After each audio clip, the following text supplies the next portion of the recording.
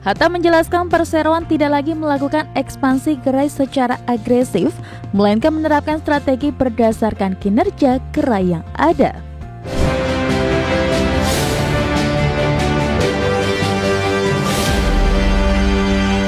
Pemirsa, setelah menutup kegiatan produksi sepatu pada Mei 2024, PT Sepatu Bata Tbk kini fokus menata ulang strategi bisnisnya melalui pendekatan retail berbasis kinerja.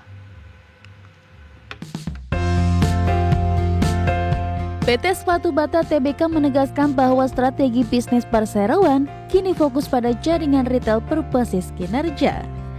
Langkah ini dilakukan setelah Bata menutup kegiatan produksi sepatunya pada 4 Mei 2024. Korporat Sekretari Bata Hatta Tutuko menyebutkan pendekatan baru ini dipilih untuk memperkuat daya saing di pasar. Hatta menjelaskan perseroan tidak lagi melakukan ekspansi gerai secara agresif, melainkan menerapkan strategi berdasarkan kinerja gerai yang ada. Fokus utama dialihkan pada renovasi toko untuk meningkatkan pengalaman pelanggan dan menarik lebih banyak pengunjung di seluruh lokasi. Untuk meningkatkan profitabilitas, Bata berupaya mengembangkan koleksi produk eksklusif yang memiliki nilai tambah tinggi. Di saat bersamaan, perseroan juga menyederhanakan kegiatan operasional dengan langkah-langkah efisiensi biaya di seluruh lini bisnis.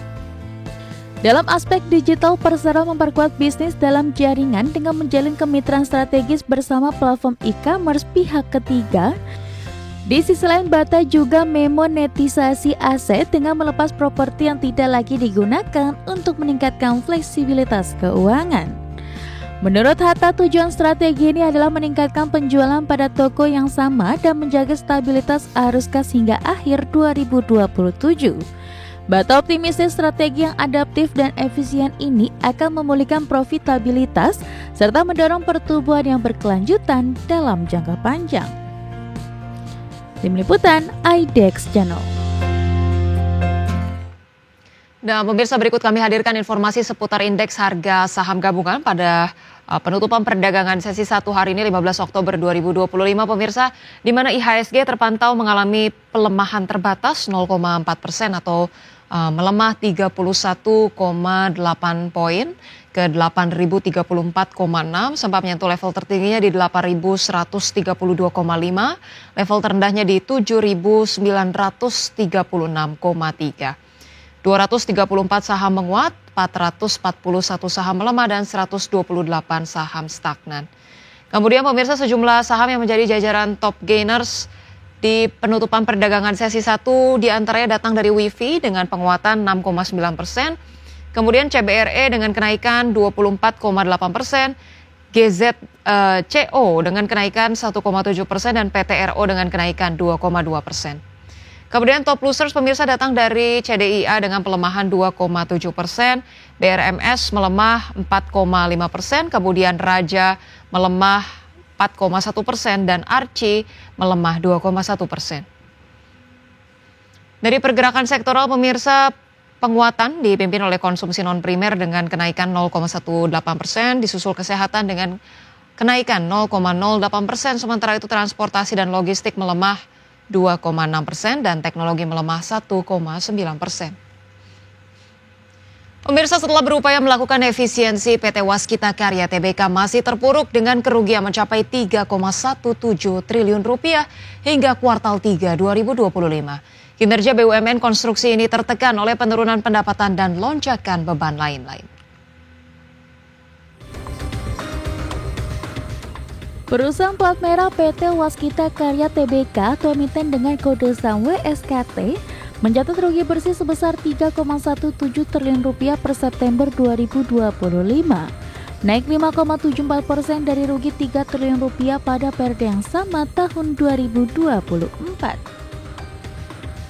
Meski beban usaha berhasil ditekan, penurunan pendapatan masih membayangi kinerja perseroan. Pendapatan usaha WSKT turun 22,08% menjadi 5,28 triliun rupiah dari sebelumnya 6,78 triliun rupiah kuartal 3 2024. Beban pokok pendapatan juga turun dari 5,78 triliun rupiah menjadi 4,3 triliun rupiah di akhir September 2025. Secara laba bruto, Waskita Karya masih mengalami penurunan 1,52% secara tahunan.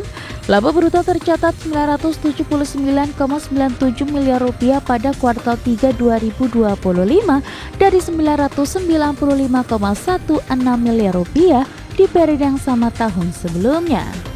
Namun sejumlah beban berhasil ditekan, termasuk beban penjualan yang turun dari 114,01 miliar rupiah menjadi 86,06 miliar rupiah. WSKT juga berhasil mencatat keuntungan selisih kurs 26,98 miliar rupiah, berbanding terbalik dengan rugi selisih kurs 1,54 miliar rupiah pada tahun lalu. Namun pos beban lain-lain mengalami kenaikan signifikan dari 133,32 miliar rupiah menjadi 638,82 miliar rupiah pada September 2025. Pos bagian rugi entitas asosiasi dan Ventura bersama juga naik menjadi 328,48 miliar rupiah. Hingga akhir September 2025, total aset Waskita Karya tercatat 71,93 triliun rupiah, turun dari 77,15 triliun rupiah pada periode yang sama tahun lalu.